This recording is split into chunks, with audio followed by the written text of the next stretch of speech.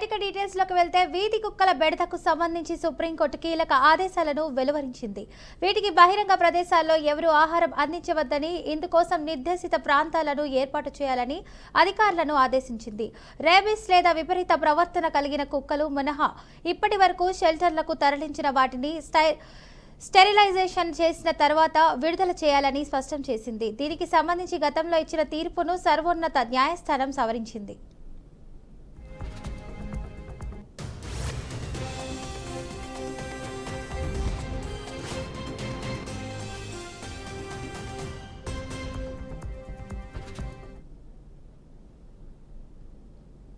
Delhi NCR ప్రాంతం నుంచి వీధి కుక్కలన్నింటినీ తరలించాలంటూ ఆగస్టు 11న సుప్రీంకోర్టు తీర్పు ఇచ్చింది.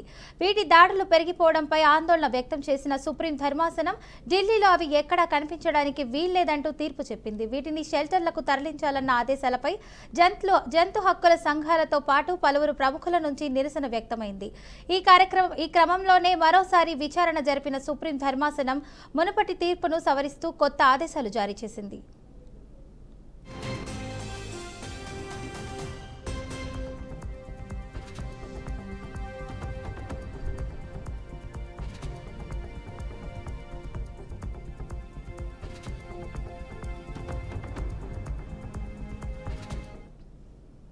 ఇక ఇదే అంశానికి సంబంధించి పూర్తి సమాచారాన్ని మా ప్రతినిధి నాగకిషోర్ అయితే అందిస్తారు. చెప్పండి నాగకిషోర్.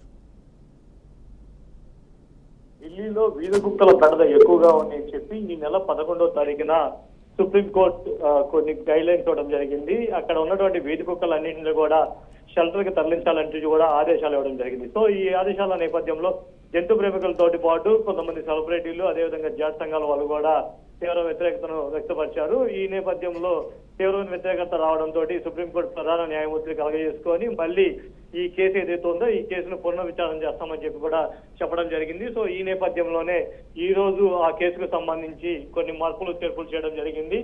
ఏదైతే నగరం నుంచి వీధి కుక్కల్ని షెల్టర్కి తరలించమని చెప్పారో వాటిలో ర్యాబీస్ వచ్చిన వీధి కుక్కలు మాత్రమే షెల్టర్కి తరలించేసి వాటికి వ్యాక్సినేషన్స్ కూడా ఇవ్వాలి అని చెప్పి పూర్తిగా తగ్గిన తర్వాతనే వాటిని వీధుల్లోకి వదలాలంటూ కూడా సుప్రీంకోర్టు పేర్కొంది. వీధి కుక్కలకు సంబంధించి ఎవరు కూడా వీధుల్లో ఆహారాలను కూడా అందచేయొద్దని చెప్పి కూడా సుప్రీంకోర్టు ఆదేశాలు జారీ చేసింది. బహిరంగంగా ఎవరైనా ఆహారాలు పెట్టినట్లయితే వాళ్ళ మీద కూడా చర్యలు తీసుకుంటామని చెప్పింది. వీధి కుక్కలకు సంబంధించి స్టెరిలైజేషన్ తో పాటు ఇమ్యూనైజేషన్స్ కూడా ఇచ్చేసి వాటిని ఎక్కడైతే తీసుకొచ్చారో అక్కడ కాకుండా వేరే ప్రాంతాల్లో కూడా విడిచిపెట్టాలని చెప్పేసి సుప్రీంకోర్టు చెప్పడం జరిగింది. కేవలం రేబస్ ఉన్న కుక్కలను మాత్రమే షెల్టర్లకు తరలించి మిగతా కుక్కల జోలికి కూడా వెళ్ళొద్దని చెప్పేసి ఈ సవరించిన ఉత్తర్వుల్లో సుప్రీంకోర్టు పేర్కొనడం జరిగింది. Fatima. Right, thank you Nagakishore.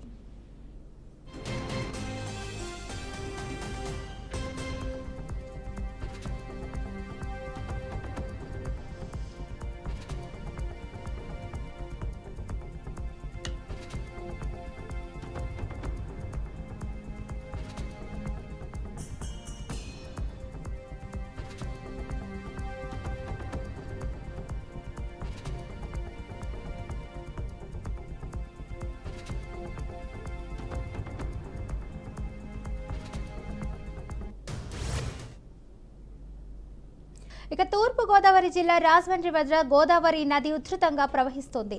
ఎగువ నుంచి వరద ప్రవాహం భారీగా వచ్చి చేరుతుంది. దీంతో పుష్కర ఘాట్ వద్ద గోదావరి నీటి మట్టం 55 అడుగులకు చేరింది. అలాగే పుష్కర ఘాట్ మెట్లను వరద ప్రవాహం దాటింది.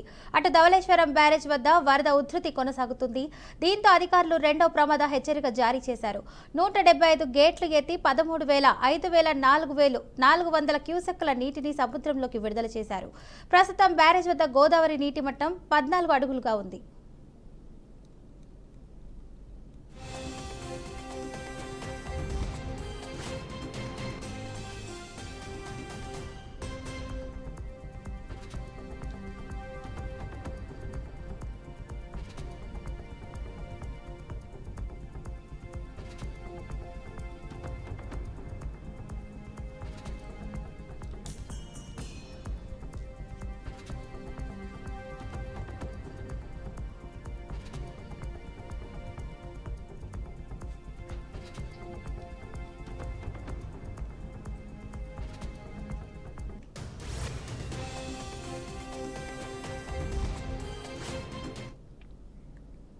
ఇక ఎక్స్ మినిస్టర్ కాకాని గోవర్ధన్ గారు మాట్లాడుతున్నారు. లైవ్ ద్వారా చూద్దాం. నిర్వీర్యం చేసేటువంటి పరిస్థితులు ఈరోజు వ్యవసాయాన్ని రైతాంగానికి సంబంధించి దాని వల్లనే ఈరోజు విధి లేక గత్యంతరం లేక ఈ ప్రభుత్వం మనల్ని ఆదుకుంటుందనేటువంటి నమ్మకం విశ్వాసం లేక రైతులు ఈరోజు పాపం ఆత్మహత్యలకు పాల్పడేటువంటి పరిస్థితి ఏర్పడింది. 250 మంది పాపం రైతులు ఈరోజు చూస్తేనే ఎంత దారుణమైనటువంటి పరిస్థితులు ఈరోజు ఉన్నాయి, ఎంత అమానవీయంగా ఈరోజు ప్రవర్తిస్తుంది, ఎంత నిస్సిగ్గుగా వ్యవహరిస్తుంది అని చెప్పి ప్రత్యేకంగా చెప్పాల్సినటువంటి అవసరం లేదు. కాబట్టి ఈరోజు ఒక్కసారి చూస్తే వ్యవసాయ రంగానికి సంబంధించి ఈరోజు పూర్తిగా మూసేసినటువంటి పరిస్థితుల్లో మరలా చెప్తున్నాం, జగన్మోహన్ రెడ్డి గారి ప్రభుత్వంలో వైఎస్ఆర్ కాంగ్రెస్ పార్టీ ప్రభుత్వంలో రైతులకు సంబంధించి ఒక సువర్ణ అధ్యాయం. 1,84,557 కోట్ల రూపాయలు వివిధ రకాలకు సంబంధించి, వివిధ సేవలకు సంబంధించి, వివిధ రంగాలకు సంబంధించి ఆ రోజు వాళ్ళకు అవసరమైనటువంటి అన్ని విధాల ప్రతి దాంట్లో ఆదుకునే దానికోసంగా 1,84,557 కోట్ల రూపాయలు ఆ రోజు జగన్మోహన్ రెడ్డి గారి ప్రభుత్వంలో ఖర్చు చేసి రైతులకు అండగా నిలవడం జరిగింది. ఈరోజు చూస్తే దాన్ని సమీక్షించేవాడు లేడు, మాట్లాడేటువంటి వాడు లేడు, పట్టించుకునేటువంటి నాదుడు లేడు. ఈరోజు మీ పరిస్థితి ఏంటి అంటే పాపం ఈరోజు నేను అడుగుతున్నా మిమ్మల్ని, మీ మంత్రి పేషి మీద జిఎం ఆగ్రోస్ రాసినటువంటి లేఖ సమాధానం చెప్పండి. దీనికి విచారణ చేయించారా? ఒక అధికారి, మీరు నన్ను ఒక అధికారిని, మీరు అంటే అధికారులను ఏ విధంగా మీరు ట్రీట్ చేస్తున్నారు? ఒక అధికారిని మధ్యవర్తి తోహించమంటారా లంచాలకి? ఎప్పుడన్నా విన్నామా? చూడటం కాదు, అసలు విన్నామా ఇటువంటి కథనాలు? ఇటువంటి ఎప్పుడన్నా ఇంత స్థాయిలో అవినీతి, రైతులను అడ్డం పెట్టి దోచుకోవడం కాకపోతే అంటే రైతులకు ఇచ్చేటువంటి యంత్రాలలో నాణ్యమైనటువంటి యంత్ర సామగ్రి ఇవ్వకుండా మీరు లోపాయకారతనంగా వాళ్ళ దగ్గర తక్కువ రేటు కొని మీరు ఎక్కువ రేటు మింగడానికి, రైతుల దగ్గర నుంచి సంబంధించినటువంటి వాళ్ళకి వ్యవసాయ పరికరాలు ఏదైతే ఫార్మ్ మెకనైజేషన్ కింద ఇస్తారో వాటిల్లో నాసి రకమైనటువంటి యంత్రాలు సరఫరా చేసి వాటిలో మీరు డబ్బులు కొట్టేయడానికి, రైతులను మోసం చేయడానికి అధికారులను ఉపయోగిస్తే ఆ అధికారి రాసినటువంటి రాత చూస్తేనే ఈ కూటమి ప్రభుత్వానికి సిగ్గు రావాలి, కనువిప్పు కలగాల. రైతుల విషయంలో ఏ విధంగా వ్యవహరిస్తున్నారు? ఏమి రాశాడు పాపం ఆయన? I was called by the officer on special duty, OSD of the Honorable Minister for Agriculture and Allied Sectors, Pechi, and was directed to act as an intermediary between the Pechi and certain manufacturers in connection with certain omissions and commissions. ఎంత దారుణమైనటువంటి లేఖ ఇది! ఒక ఉద్యోగి నేను చెయ్యలేను అంటే నన్ను బదిలీ చేశారు ఇక్కడి నుంచి అని చెప్పి ఆవేదనతో రాసుకున్నటువంటి లేఖ. దీని మీద విచారణ జరిపేటువంటి ధైర్యం లేదు. వాస్తవానికి దీని మీద విచారణ జరిపించి వెంటనే వ్యవసాయ శాఖ మంత్రిని తొలగించాలి. మిగతా మంత్రులకు కనువిప్పు కలగాల. అరే, ఈ ప్రభుత్వంలో అవినీతి జరిగితే కనీసం చర్యలు ఉంటాయని చెప్పి మీరు అందరూ కలిసి ఉమ్మడిగా దోచుకుంటున్నారు. కాబట్టి ఆ దోచుకునేటువంటి పరిస్థితుల్లో ఈ విధంగా పాపం ఒక అధికారి తన పత్రికలో వచ్చినటువంటిది కాదు, వాస్తవం లేఖ, ఒక అధికారి రాసినటువంటి లేఖ తన బాధని వ్యక్తం చేశాడు. పాపం నన్ను ట్రాన్స్ఫర్ చేశారు, ఇదిగో ఇది కారణం అని చెప్పి రాస్తే దాని మీద విచారణ లేదు. విచారణ చేసేటువంటి ఓపిక, సమయం, విచారణ చేయాలనేటువంటి ఆలోచన లేదు. ఎందుకంటే రైతుల మీద మీకు ఉన్నటువంటి నిర్లక్ష్యం, అశ్రద్ధ, వ్యవసాయం అంటే మీకు అంటరాని వాళ్ళుగా రైతులను భావించేటువంటి ప్రభుత్వం రైతులను అడ్డం పెట్టుకుని, రైతులను ఉపయోగించుకుని దోచుకోవడానికి ప్రయత్నం చేస్తుంది తప్ప ఈ విధంగా రైతుల గురించి ఆలోచన చేసేటువంటి పరిస్థితి లేదు. కాబట్టి తప్పనిసరిగా మేము మరలా ఈ ప్రభుత్వాన్ని డిమాండ్ చేస్తున్నాం.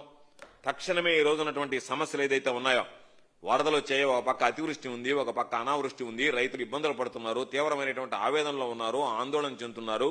కాబట్టి తక్షణమే రైతులకు మీరు, కేంద్ర ప్రభుత్వం మీ ఆధీనంలోనే ఉంది, చంద్రబాబు నాయుడు కేంద్రంలో కూడా చక్రం తిప్పుతున్నాడు, ఆయన దాకా సెకండ్ హ్యాండ్ కూడా తయారైంది ఇప్పుడు ఆయనకి. పాపం రెండో ఆయన కూడా, చిన్నబాబు కూడా పోయి పాపం అందరు మంత్రులందరినీ సుడిగాలి పర్యటనలు చేస్తున్నారు. కాబట్టి ఒకటికి ఇద్దరు ఉండారు, మళ్ళీ మూడో ఆయన ఒక ఆయన ఉన్నాడు మీకు మళ్ళీ భాగస్వామి. కాబట్టి ఇంత పెద్ద కూటమి, ఇంత పెద్ద నాయకులు మిమ్మల్ని చూస్తేనే, మీ స్టేచర్ చూస్తేనే ఢిల్లీ దడదడలాడిపోయేటువంటి పరిస్థితి అంటున్నారు, అంత అనుభవం ఉన్నటువంటి వాళ్ళు.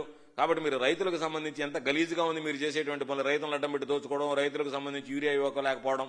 కాబట్టి ఇప్పటికైనా రైతులకు సంబంధించినటువంటి దాంట్లో యూరియాకు సంబంధించి వెంటనే ఆ కొరత తీర్చండి, రైతాంగాన్ని ఆదుకోండి. వరదలకు సంబంధించి పంట మునిగింది ఎంతైతే ఉందో దాన్ని వాస్తవిక అంచనాలు, వాస్తవానికి భిన్నంగా మీరు తగ్గించి చూపేటువంటి ఏర్పాట్లు చేయకుండా వాస్తవిక దృష్టిని అందులో పెట్టుకుని దానికి సంబంధించినటువంటి బకాయిలు పడ్డటువంటి బీమా కానీ ఈ రోజునటువంటి, ఎందుకంటే ఉచిత పంటల బీమా అనేటువంటిది అటకెక్కిపోయింది కాబట్టి రైతుని ఏ విధంగా ఆదుకుంటారనేటువంటి దాని మీద కొన్ని దగ్గర కరువు ఛాయలు ఉన్నాయి, కొన్ని దగ్గర పంటలకు సంబంధించి వరదలు వచ్చాయి. కాబట్టి దాని గురించి ఆలోచన చేయండి. రైతులకి ఎగ్గొట్టినటువంటి న్యాయంగా ఇవ్వాల్సినటువంటి తగ్గించి ఇవ్వడము, పాపం రైతుల్ని సంబంధించినటువంటి దాంట్లో వాళ్ళకి అన్యాయం చేసినటువంటి ఏదైతే రైతు భరోసాని అన్నదాత సుఖీభవ అన్నాడు అనుకో, చంద్రబాబు సుఖీభవ అన్నట్టు ఉంది తప్ప అన్నదాత సుఖీభవ అన్నట్టుగా పరిస్థితి లేదు.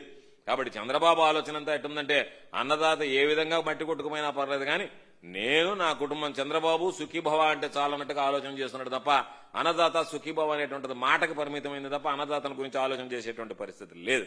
కాబట్టి మరలా ఇప్పటికైనా బుద్ధి తెచ్చుకుని ఏదైతే గతంలో ఆర్బీకేల ద్వారా పంపిణీ చేసేటువంటి వ్యవస్థ ఉందో సమృద్ధిగా అదేవిధంగా పంపిణీ చేస్తారని చెప్పి డిమాండ్ చేస్తూ ఇప్పటికైనా సరే మీ మంత్రులు చేస్తున్నటువంటి అవినీతి కార్యక్రమాల మీద దృష్టి పెట్టి వాటిని నివారించేటువంటి ప్రయత్నం, రైతులను ఆదుకునేటువంటి ప్రయత్నం చేస్తే బాగుంటుందని చెప్పి ఈ ప్రభుత్వానికి నేను విజ్ఞప్తి చేస్తున్నాను.